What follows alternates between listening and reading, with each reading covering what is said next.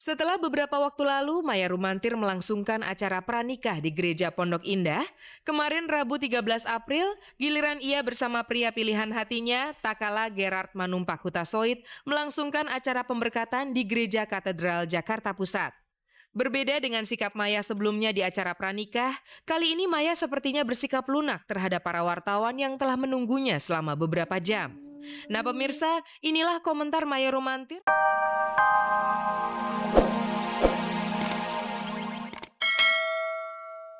Inilah dia sebuah berita yang akan mengawali kabar-kabari untuk hari ini.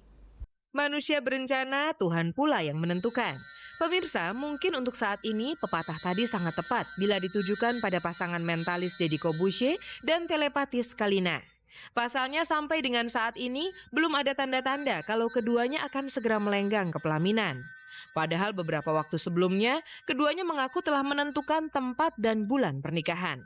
Berhembus kabar, mundurnya rencana pernikahan Deddy dan Kalina ini tidak lain karena pada dasarnya rencana pernikahan ini masih belum mendapat restu dari orang tua Kalina.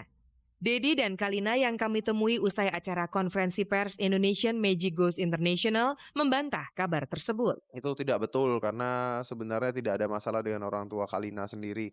Oh, saya belum ngomong apa-apa kok. Bagaimana bisa ditentang? Kalau saya udah ngomong mungkin ntar ditentang. Tapi sampai sekarang tidak ada masalah. Lain penjelasan Deddy, lain pula Kalina berkomentar. Meski tidak secara gamblang ia mengakui kebenaran kabar ini, namun Kalina secara jujur mengatakan kalau memang orang tuanya agak sedikit keberatan dengan rencana pernikahannya ini.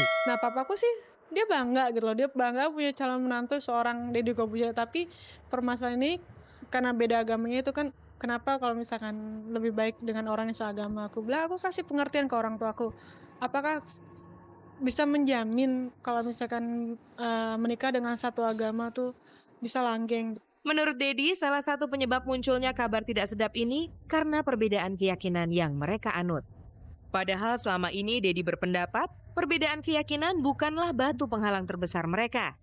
Justru yang menjadi masalah menurut Deddy adalah faktor kesibukan di antara ayah Kalina dan dirinya sendiri. Mencari timing karena orang tua ayah Kalina sendiri adalah orang yang sibuk. Saya sendiri orang yang sibuk gitu. Jadi timingnya harus tepat, yang santai dan sebagainya begitu. Belum bicara bukan berarti tidak boleh berencana. Itulah prinsip Deddy. Meski hingga saat ini ia dan ayah Kalina belum pernah bertemu langsung, namun ia dan Kalina telah jauh-jauh hari mempersiapkan segala sesuatunya untuk pernikahan mereka nanti. Jika tidak ada halangan yang berarti, rencananya hari bahagia itu akan diselenggarakan pada bulan Oktober. Nah, kalau kita bikin Oktober mungkin saya mau bikin mass party. Jadi pesta topeng. Halloween ya, masuk Halloween. Gotik. Adalah hal yang sangat wajar jika di usia yang sekarang ini, dalam diri Denada Tambunan berkecamuk 1001 macam kekhawatiran mengenai pasangan hidup. Bagaimana tidak? Setelah beberapa waktu lalu ia dilangkahi menikah oleh sang adik tercinta, kini beban pikirannya kembali bertambah seiring dengan semakin gencarnya desakan sang mama Emilia Contessa yang meminta dirinya untuk segera menikah tahun ini. Insya Allah doain aja. Secepatnya begitu ketemu jodohnya. Meski mengaku belum bisa memastikan kapan dirinya akan melenggang ke pelaminan, bukan berarti saat ini Dena sama sekali tidak mempunyai teman pria. Menurutnya saat ini ada beberapa orang yang mencoba mendekatinya, namun sejauh ini baru sampai pada tahap coba-coba. Jadi ia belum bisa memastikan apakah ada di antara mereka yang kemungkinan bakal menjadi calon suaminya kelak. Belum tahu. Ada, cuma maksudnya kalau misalnya kita ngeker-ngeker sih teman-teman cowok nggak mungkin, bohong banget kalau gue bilang nggak ada gitu. Ada temen cowok, tapi yang untuk ke arah sana itu kan nggak bisa langsung kayak gitu ya. Kadang-kadang mungkin aku memang belum berasa, emang belum ditunjukin aja jodohnya yang mana sama Tuhan. Membuka pertemanan dengan siapa saja, tapi ya sembari menunggu minta sama yang di atas. Karena itu kalau menurut gue cara yang paling benar adalah minta sama yang di atas.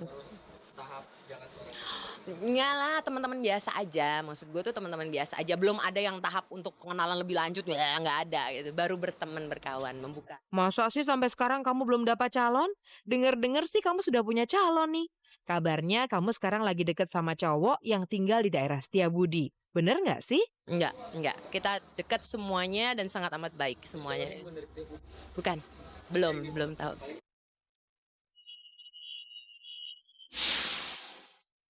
Setelah beberapa waktu lalu, Maya Rumantir melangsungkan acara pranikah di Gereja Pondok Indah. Kemarin Rabu 13 April, giliran ia bersama pria pilihan hatinya, Takala Gerard Manumpak Hutasoit, melangsungkan acara pemberkatan di Gereja Katedral Jakarta Pusat. Berbeda dengan sikap Maya sebelumnya di acara pranikah, kali ini Maya sepertinya bersikap lunak terhadap para wartawan yang telah menunggunya selama beberapa jam. Nah pemirsa, inilah komentar Maya Rumantir seputar acara pernikahan yang baru saja ia lalui. Bersyukur kami berdua bahwa dalam usia Abang Takala besok tanggal 17 itu 41 tahun. Saya tanggal 2 April 40 tahun.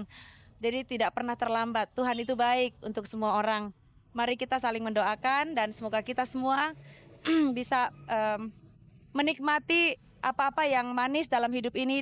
Pemirsa, mungkin sebagian dari Anda menduga busana pengantin yang dikenakan Maya pada saat acara pemberkatan berlangsung hanyalah sebuah gaun pengantin biasa.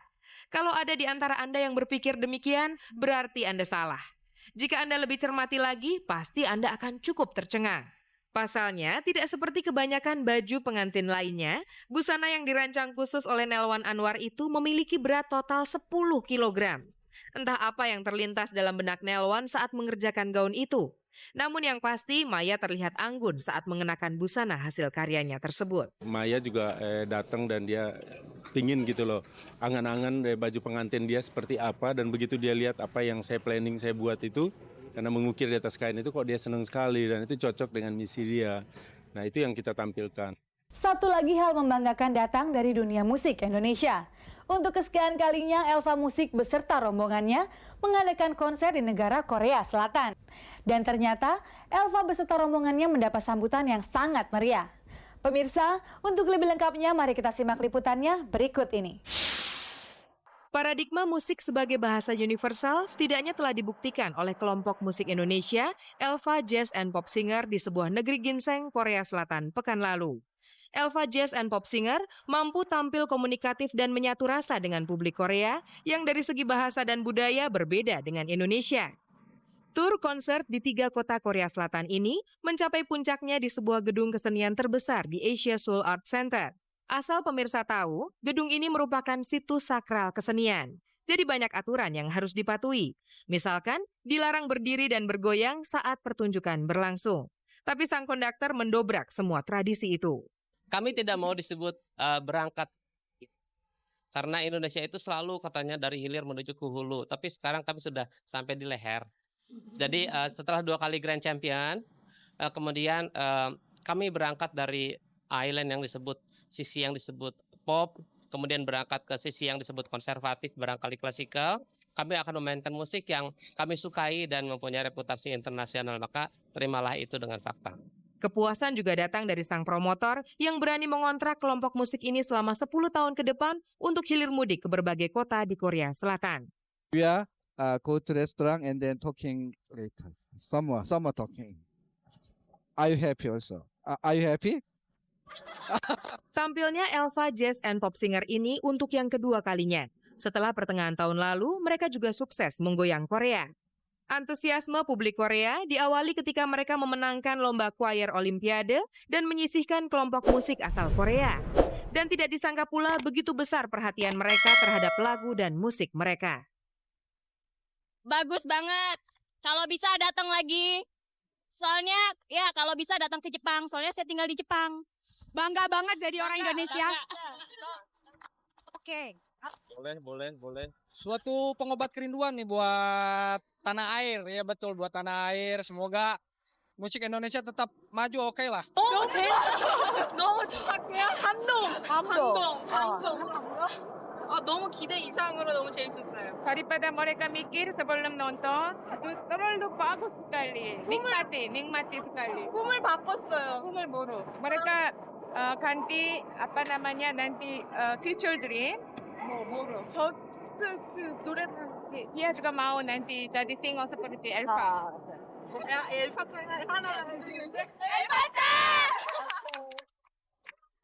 Warisan seni keluarga Soekarno memang sudah tidak diragukan lagi oleh seantero negeri ini. Beragam karya sudah banyak diciptakan oleh putra-putri mantan presiden pertama ini.